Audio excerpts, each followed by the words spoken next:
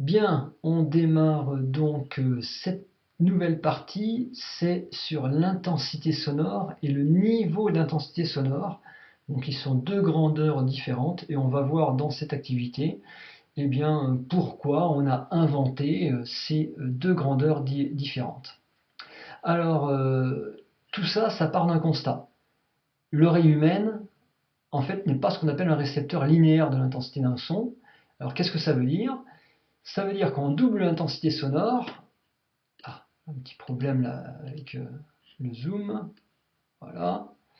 Eh bien, on n'entend pas deux fois plus fort. Qu'est-ce que ça veut dire ça? Si on prend par exemple deux violons, un violon qui joue, enfin deux violons qui jouent la même note, de la même force entre guillemets, eh bien, on ne les entendra pas deux fois plus fort qu'un seul violon qui joue la même note sans changer sa façon de jouer. Donc, il est là le problème. Donc, notre sensation auditive ne correspond pas à un son deux fois plus fort, alors que le son, en réalité, il est deux fois plus fort. Et ça correspond à ce qu'on appelle l'intensité sonore. Donc, un instrument qui joue une note, il va avoir une intensité, je dis n'importe quoi, de 3, je dis n'importe quoi, je ne prends pas d'unité pour être simple, de 3. Et par exemple, s'il y a deux instruments qui jouent la même chose, l'intensité sonore serait de 6, ça doublerait. Mais nous, on n'entendrait pas deux fois plus fort. Donc le problème, ça a été comment traduire la sensation auditive et comment celle-ci évolue-t-elle en fonction de l'intensité sonore. C'est-à-dire comment on fait pour traduire vraiment la sensation et le son que l'on entend. Bien, donc à partir de là, on va étudier ce diagramme, le diagramme de Fletcher et Munson. Et en fait, ça part d'un autre constat. Donc pour une même intensité, donc on va dire des sons qui sont joués de la même force entre guillemets, un son très aigu ne produira pas le même son, le même effet à l'oreille qu'un son grave. Il sera souvent plus perçant. Donc là, par exemple, si on a ces deux chanteurs qui vont chanter de la même force, eh bien, on entendra plus, on sera même plus gêné, si c'est le cas, si les sons sont vraiment forts, par la femme qui a un son beaucoup plus aigu. Donc en fait, c'est ça quand on dit perçant, c'est que ça peut devenir gênant. C'est vrai que dans la vie courante, c'est souvent des sons aigus qui sont agressifs pour l'oreille. Donc ici, pourquoi? C'est dû à la sensibilité de l'oreille humaine qui est différente selon la fréquence, qu'on appelle aussi hauteur du son. Donc, pour rendre compte de cette réalité, eh bien, il va y avoir le diagramme de Fletcher et Munson, avec ce qu'on appelle des courbes isosoniques. Alors, si on regarde comment c'est fait, il présente en abscisse la fréquence du son. Donc on voit en bas, de 20 jusqu'à 10 000 Hz, la fréquence du son. Ensuite, en ordonnée à gauche, le niveau d'intensité sonore en décibels. Donc L en décibels, et qui est gradué ici. Et à droite d'ailleurs, on a ici l'intensité sonore, qui est graduée ici, qui est en watts par mètre carré. Bon, et puis on a tout un tas de courbes. Toutes ces courbes-là sont appelées des courbes isosoniques. Ça veut dire que, en fait, elles relient les points qui correspondent à des sons procurant la même sensation auditive. Alors, il y a un exemple ici qui est donné. Donc, si je zoome là, bon, ça ne veut pas. Hop, on va zoomer comme ça. Voilà. Donc là, si on reprend le texte qu'il y a ici de ce côté-là, donc il y a marqué, hop, je vais faire un petit peu plus grand, comme ça on le verra.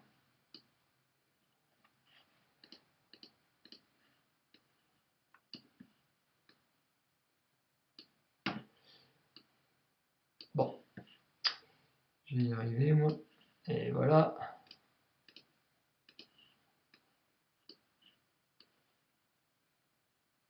Bon, voilà, on va considérer que c'est bon. Alors, donc, qu'est-ce que ça veut dire? Ici, par exemple, on a un son de 60 Hz à 70 décibels. 60 Hz, j'ai 20, 30, 40, 50, 60. 70 décibels, je monte ici pour avoir 70 décibels à ce niveau-là. C'est le point bleu. Et puis un autre à 1000 Hz, c'est 40 décibels. 1000 Hz, 40 décibels, c'est le point rouge. Eh bien, ces deux points-là sont sur la même ligne isosonique, ici, la même courbe isosonique. Donc, qu'est-ce que ça veut dire? Ça veut dire que ces deux sons-là, au niveau de l'oreille, ils vont nous donner exactement la même sensation. Et une sensation qui correspond à la fréquence de 1000 Hz, c'est-à-dire à 40 décibels. C'est-à-dire que même ce son-là, de 60 Hz, qui est à 70 décibels, eh bien nous, on l'entendra comme un son qui est à 40 décibels. Voilà. Donc en fait, ces deux sons-là sont perçus de la même façon, bien que le son grave ici soit plus fort en réalité que le son aigu. Donc c'est pour ça que dans le cas des chanteurs, en fait, si j'ai deux personnes qui étaient en fait au même niveau, là, par exemple à 1000 Hz, si le son aigu c'était aussi à 70 décibels, on percevrait le son à 70 décibels de la chanteuse dans l'aigu, et le chanteur dans le grave qui est à 70 décibels, lui on le percevrait par rapport à la valeur de référence de 1000, on le percevrait à 40. Donc c'est pour ça qu'en fait on aurait un son aigu perçu plus fort que le son grave, alors que ce n'est pas le cas en réalité. C'est juste dû à notre oreille qui ne perçoit pas les sons de la même façon, suivant qu'ils n'ont pas la même fréquence. Donc voilà ici comment on utilise le diagramme de Fletcher et Manson. Bien, donc on va répondre aux questions qui sont à la suite, ici.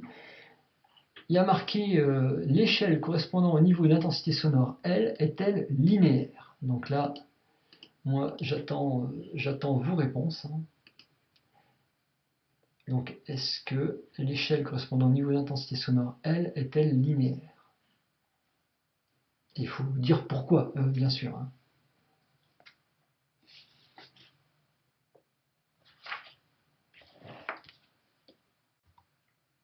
En fait, ici, si vous ne comprenez pas bien le terme linéaire dans le cas d'une échelle, qu'est-ce que ça veut dire? Ça veut dire si l'espace entre deux graduations correspond à des mêmes longueurs, est-ce que la différence de la grandeur, donc ici la différence de l'intensité niveau sonore, correspond aux mêmes valeurs pour des mêmes longueurs au niveau des graduations? Donc là, ici, est-ce que cette échelle est linéaire?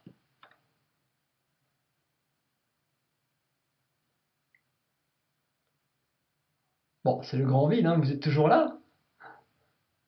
Ah oui, merci Elise. Bon, effectivement, oui, elle est linéaire. Donc comment on justifie? Par exemple, de 0 à 20, de 20 à 40, de 40 à 60, on a exactement la même longueur ici, et ces mêmes longueurs-là correspondent à des différences de 20. Ça va de 20 en 20.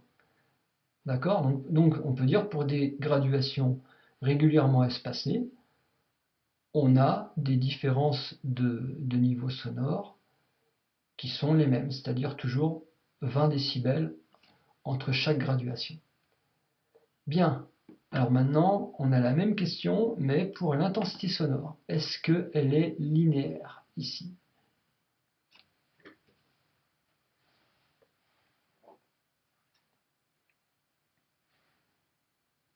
Alors, est-ce que l'échelle correspondant à l'intensité sonore est-elle linéaire?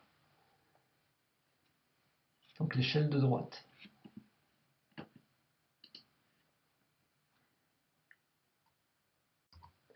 Donc effectivement, là maintenant, ici, l'échelle de droite, l'échelle correspondant à l'intensité sonore, est-ce qu'elle est linéaire? Clémence a dit oui, mais elle a tort. C'est non. En fait, pourquoi? Bah, si on regarde là, bon, les graduations elles sont régulièrement espacées, donc si elle était linéaire, ça voudrait dire que la différence entre les deux serait toujours la même. Or là, on passe de 1 à 100, donc il y a 99 de différence, 99 watts par mètre carré. Et là, on passe de 10-2 à 1. 10-2, c'est 0,01 à 1. Donc la différence entre les deux, c'est 0,99. Donc là, cette longueur-là, elle correspond à 0,99 watts par mètre carré, et celle-là à 99 watts par mètre carré. Donc ça ne va pas du tout. Donc non, ici, cette échelle-là, elle n'est pas linéaire. Donc il y a marqué après, si ce n'est pas le cas, décrire l'évolution de la grandeur sur son axe. Donc comment évolue cette grandeur sur son axe? Bon alors, en fait ici, comment ça évolue? Si on regarde verticalement, vers le haut, bah là par exemple pour passer de 1 à 100, bah on multiplie par 100. Pour passer de 10-12 à 10-10, eh ben on multiplie aussi par 100. Donc tout simplement, ici, pour passer d'une graduation à une autre, on multiplie par 100. Alors que là, on ajoutait 20 décibels. Voilà. Bien. Alors ensuite, il y a marqué ici, les calculatrices scientifiques possèdent une touche log qui permet de calculer la valeur du logarithme d'un nombre quelconque. Alors faites attention parce que, bon, en fait, sur une calculatrice, moi j'ai la touche log qui est là et à côté j'ai la touche ln. Bon, c'est un peu inversé, c'est pas pratique. Donc log c'est le logarithme décimal, ln c'est le logarithme népérien. Donc en fait, bah, ce qui est demandé ici, donc ça permet de calculer la valeur du logarithme d'un nombre, hein, un nombre qui doit être positif. Et il y a marqué ici là pour la grandeur dont l'échelle n'est pas linéaire, donc ici à droite, calculer le logarithme de chacune des valeurs. Alors pour faire ça, on va faire assez simple.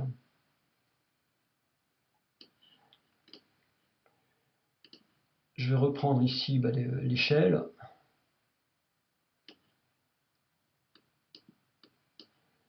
Voilà, et puis bah, les valeurs, je ne vais pas prendre toutes les valeurs. Il y a 100, 1, 10-2, etc., etc., 10-4, puis je vais m'arrêter à 10-6.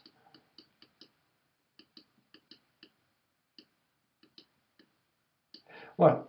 Donc là, bah, il suffit, ici, il y a marqué calculer le logarithme de chacune des valeurs. Donc, calculer le logarithme de 100. Alors, donnez-moi le résultat avec votre calculatrice.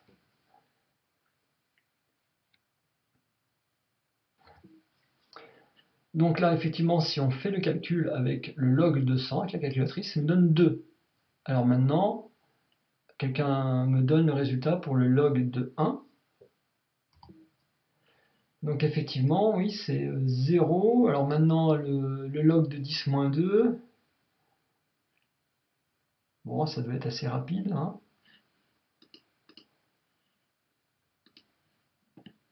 Donc log de 10-2, moins 2, oui, c'est ça. Le log de 10-4, oui, moins 4. Et le log de 10-6,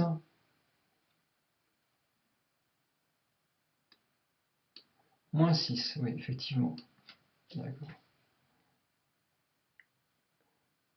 Bien. Donc voilà, et après il y a marqué comment la fonction log transforme-t-elle un nombre écrit sous forme d'une puissance de 10. Voilà, j'attends votre réponse, hein, c'est assez simple. Hein. Comment la fonction log transforme-t-elle un nombre écrit sous forme d'une puissance de 10?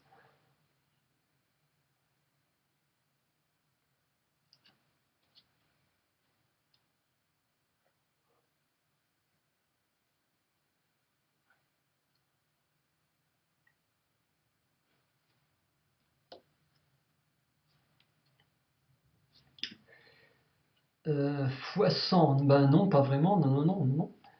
Ben non, parce que fois 100, par exemple, 100 fois 100, ça fait 10 000, ça donne pas 2. Donc comment, et là en fait ici une puissance de 10, 100 ce serait 10 au carré. Hein. Parce que là si je fais 10 moins 6 fois 100, ça fait 10 moins 4, 10 moins 4 fois 100, ça fait 10 moins 2.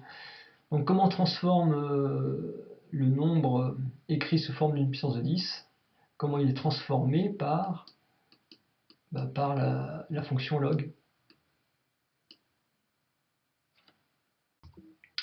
Bon, eh bien, je vais répondre. Hein. En fait, vous voyez, le log de 10-6, ça donne moins 6. Donc, on retrouve uniquement le nombre qui est à la puissance. Le log de 10-4, ça donne moins 4.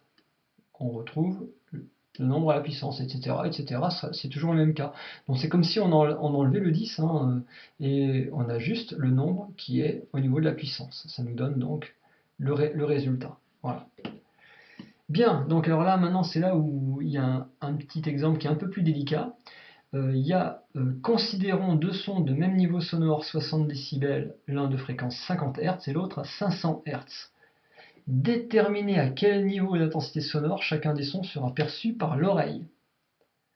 Alors pour ça, il va falloir utiliser le diagramme de Fletcher-Edmondson et aussi utiliser le fait que notre référence, c'est à 1000 Hz. Alors là, je vous laisse chercher un petit peu. Alors, je ne vais pas donner la réponse tout de suite, hein, mais vous avez dû commencer par 60 décibels, 50 Hz. Donc 50 Hz, c'est là. 60 décibels, c'est ici. Ça correspond au point qui est là. Et puis 60 décibels, 500 Hz, ça correspond au point qui est là. Voilà. Et donc, on demande à quel niveau d'intensité sonore, donc en décibels, chacun de ces sons sera perçu par l'oreille, sachant que notre référence, elle est à 1000 Hz. Alors, si on commence par le son à 60 décibels et 50 Hz, on fait comme tout à l'heure, il faut suivre la courbe isosonique jusqu'à 1000 Hz.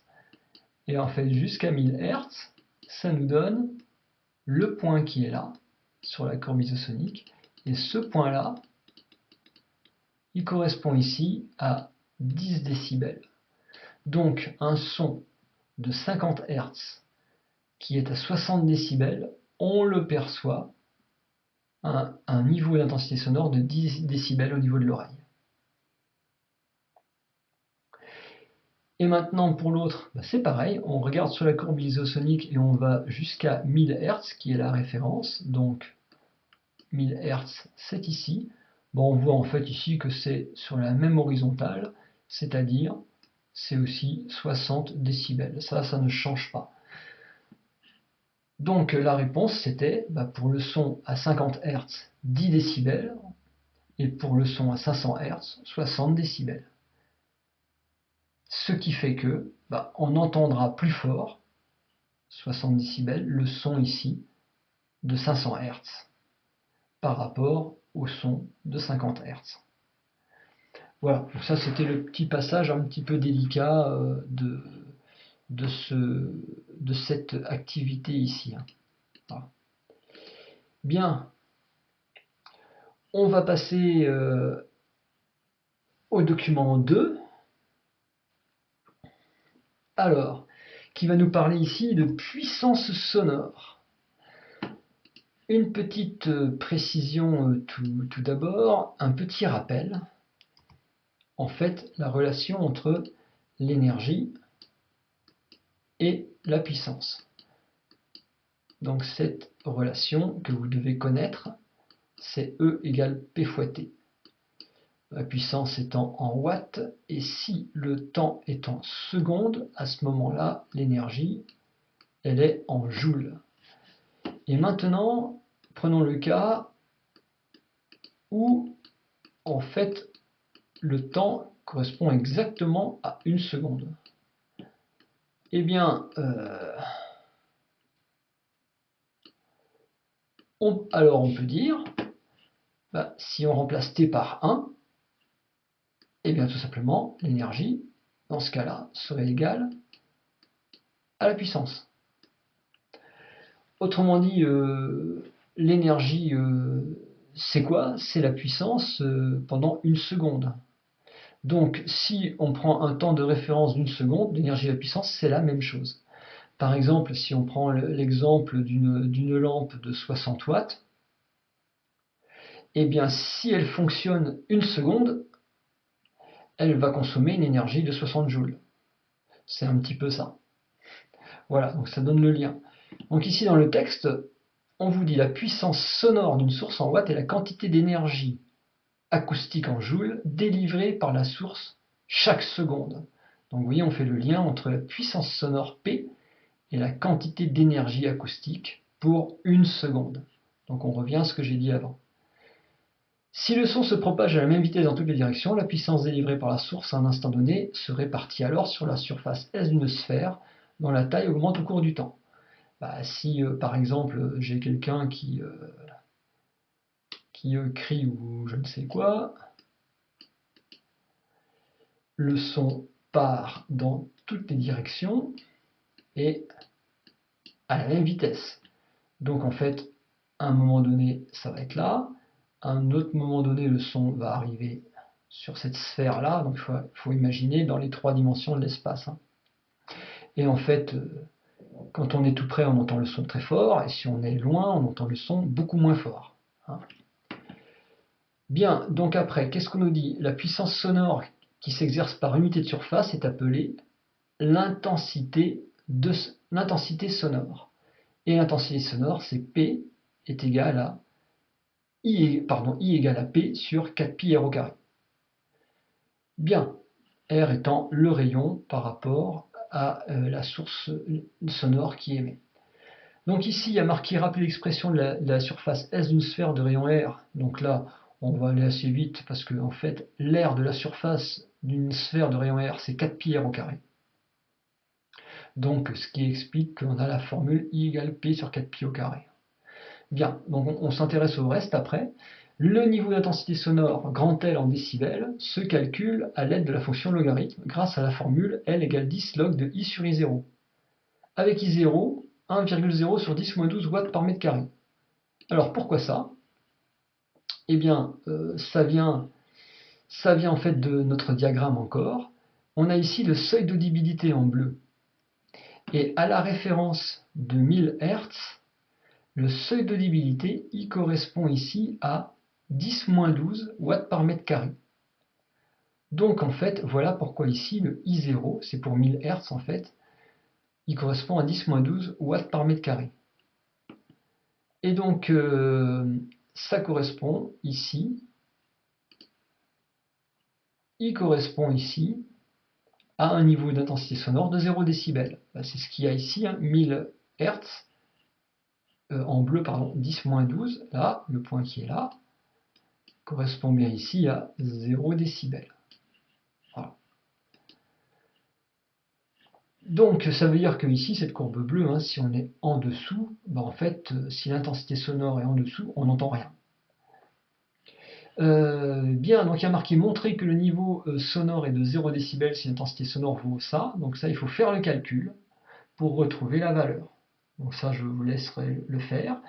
Et puis, pour la prochaine fois, en fait, je vous demande donc de faire ce calcul-là et retrouver le 0, et de répondre aux questions du document 3, et si vous avez le temps, de répondre aux pistes de travail à la fin.